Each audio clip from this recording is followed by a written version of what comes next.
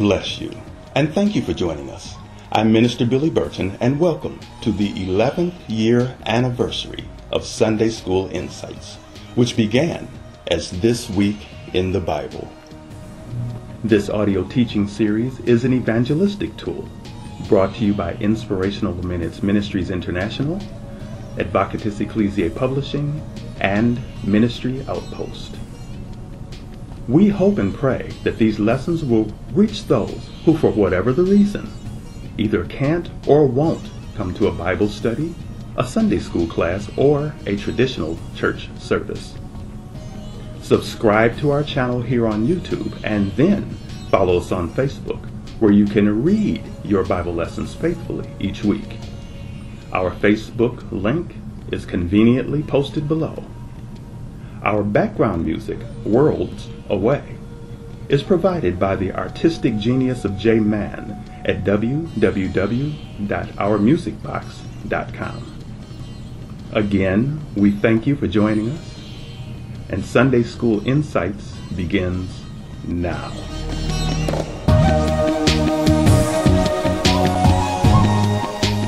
This week's lesson is entitled, Abijah Challenges King Jeroboam. Our scriptures are found in the book of 2 Chronicles, chapter 13, verses 3 through 18. When you know what to do and you stray away from it, initially it may look like you've gone on with your life because nothing seems different.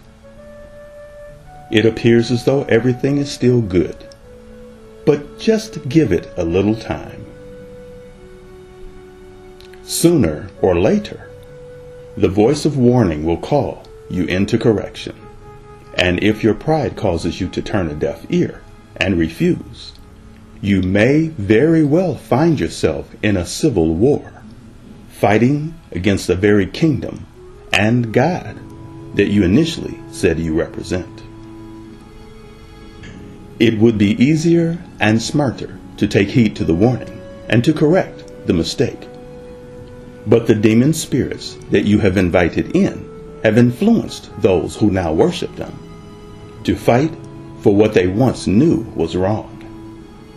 Such was the case with Israel, led down a dark path by King Jeroboam, who now tried to mix darkness with light and made sacrifices to false gods of golden calves.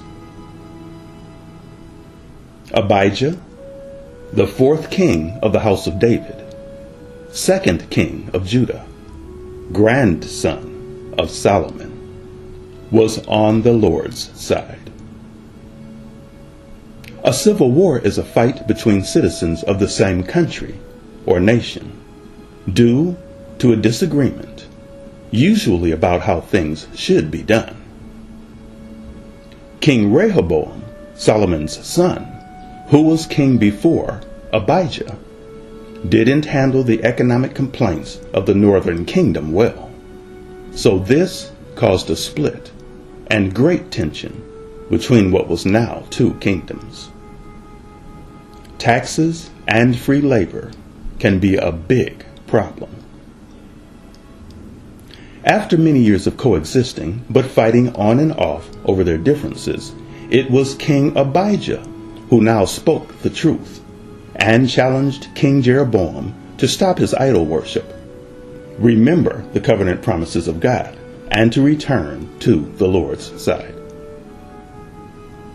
Jeroboam instead secretly positioned part of his army behind Judah, with tens of thousands in front of them. He thought that he had them trapped with no way out. The battle began, and Judah found that they were indeed surrounded. This would have meant almost certain defeat for anyone else. But Judah shouted praises unto the Lord as they went forth into battle. And God defeated the armies of Jeroboam for them, killing well over half of his valiant men of war before the final count was in. We ask that you follow us on Facebook and subscribe to our YouTube channels.